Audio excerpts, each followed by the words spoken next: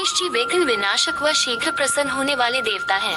अगर कोई सच्चे मन से गणेश जी की वंदना करता है तो गौरी नंदन तुरंत प्रसन्न होकर उसे आशीर्वाद प्रदान करते हैं। वैसे भी गणेश जी जिस स्थान पर निवास करते हैं, उनकी दोनों पत्नियां रिद्धि तथा सिद्धि भी उनके साथ रहती है। उनके दोनों पुत्र शुभ व लाभ का आगमन भी गणेश जी के साथ ही होता है। कभी कभी तो भक्त भगवान को असमंजस में डाल देते हैं। पूजा पाठ व भक्ति का जो वरदान मांगते हैं वह निराला होता है। काफी समय पहले की बात है, एक गांव में एक अंधी बुढ़िया रहती थी। वह गणेश जी की परम भक्त थी।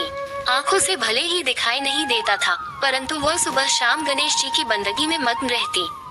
नित्य गणेश जी की प्रतिमा के आगे बैठकर उनकी स्तुति करती, भजन गाती व समाधि में लीन रहती। गणेश जी बुढ़िया की भक्ति से बड़े प्रसन्न हुए।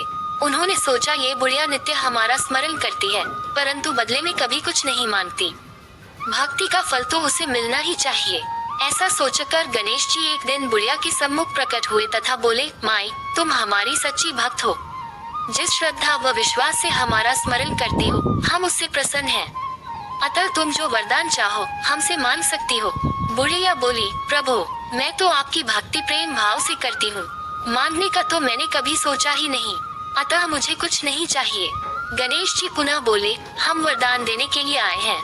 बुढ़िया बोली, हे सर्वेश्वर, मुझे मांगना तो नहीं आता, अगर आप कहें तो मैं कल मांग लूंगी, तब तक मैं अपने बेटे व बहू से भी सलाह मशवरा कर लूंगी। गणेश जी कल आने का वादा करके वापस लौट गए। बुढ़िया का एक पुत्र व बहू थे। बुढ़िया ने सारी बात उन्हें बताकर सलाह मांगी। बेटा बोला, माँ, तुम गणेश जी से ढेर सारा पैसा मांग लो, हमारी गरीबी दूर हो जाएगी, सब सुख चैन से रहेंगे। बुढ़िया की बहू बोली, नहीं, आप एक सुंदर पोते का वरदान मांगे, वंश को आगे बढ़ाने वाला भी तो चाहिए। बुढ़िया बेटे और बहू की बातें सुनकर असमंजस में पड़ गई। उसने सोचा, ये दोनों तो अपने अपने मतलब की बातें कर रहे हैं। बुढ़िया ने पड़ोसियों से सलाह लेने का मन बनाया। पड़ोसन भी नेक दिल थी। उसने बुढ़िया को समझाया कि तुम्हारी सारी जिंदगी दुखों में कटी है, अब जो थोड़ा जीवन बचा है वह तो सुख से व्यतीत हो जाए। धन अथवा पोते का तुम क्या करोगी?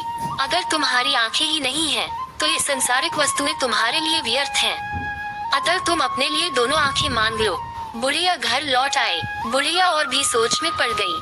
उसने सोचा, कुछ ऐसा मांग लूं जिससे मेरा, बहू व बेटे सबका भला हो।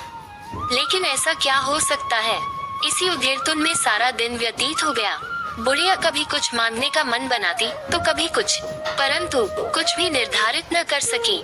दूसरे दिन गणेश जी पुनः प्रकट हुए तथा बोले, आप जो भी मांगेंगे वह हमारी कृपा से हो जाएगा, ये हमारा वचन है। गणेश जी के पावन वचन सुनकर बुढ़िया बोली, हे गणराज, यदि आप मुझसे प्रसन्न हैं, तो कृपया मुझे मन इच्छित वरदान दीजिए। मैं अपने पोते को सोने के गिलास में दूध पीते देखना चाहती हूँ।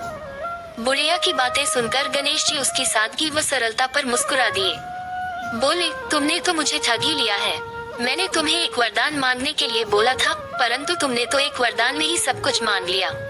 तुमने अपने लिए लंबी उम्र तथा दोनों आंखें मांग ली हैं। बेटे के लिए धन व बहू के लिए पोता भी मांग लिया। पोता होगा, ढेर सारा पैसा होगा, तभी तो वह सोने के गिलास में दूध पिएगा। पोते को देखने के लिए तुम जिंदा रहोगी, तभी तो देख पाओगी। अब देखने के लिए दो आंखें भी देनी ही पड़ेंगी। फिर भी वह बोले, जो तुमने मांगा वे सब सत्य होगा। यूं कहकर गणेश जी अंतर्ध्यान हो गए। कुछ समय पाकर गणेश जी की कृपा से बुढ़िया के घर पोता हुआ। बेटे का कारोबार चल निकला तथा बुढ़िया की आंखों की रोशनी वापस लौट आई। बुढ़िया अपने परिवार सहित सुख पूर्वक जीवन व्यतीत करने लगी।